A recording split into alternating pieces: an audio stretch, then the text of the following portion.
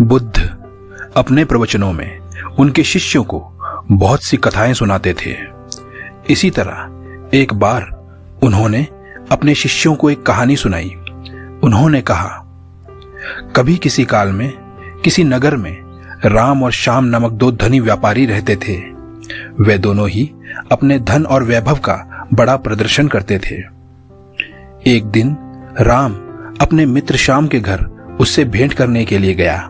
राम ने देखा कि श्याम का घर बहुत विशाल और 3 मंजिला था।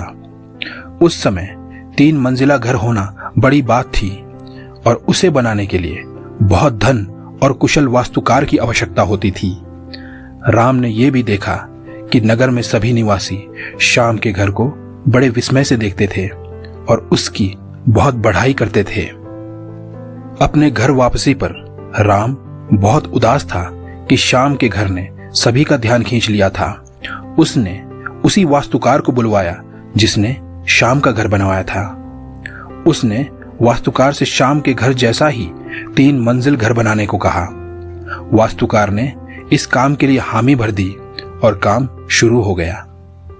कुछ दिनों बाद राम काम का मुआयना करने के लिए निर्माण स्थल पर गया।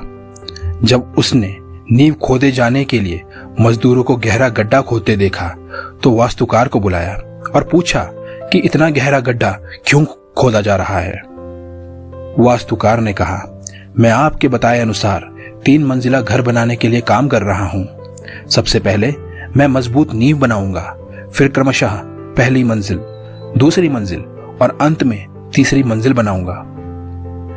राम ने कहा, मुझे इस सब से कोई मतलब नहीं है। तुम सीधे ही मंजिल बनाना शुरू कर दो और उतनी ही ऊंची बनाओ जितनी ऊंची तुमने श्याम के लिए बनवाई थी।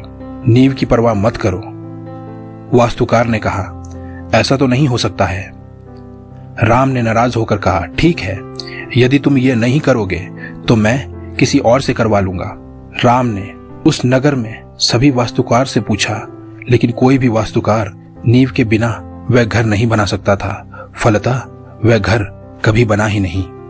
फिर बुद्ध ने अपने शिष्यों को समझाते हुए कहा, किसी भी बड़े कार्य को संपन्न करने के लिए उसकी नींव मजबूत होना अति आवश्यक है। इसलिए किसी भी काम को योजनाबद्ध तरीके से किया जाना चाहिए। तो ये कहानी थी भगवान बुद्ध की। धन्यवाद।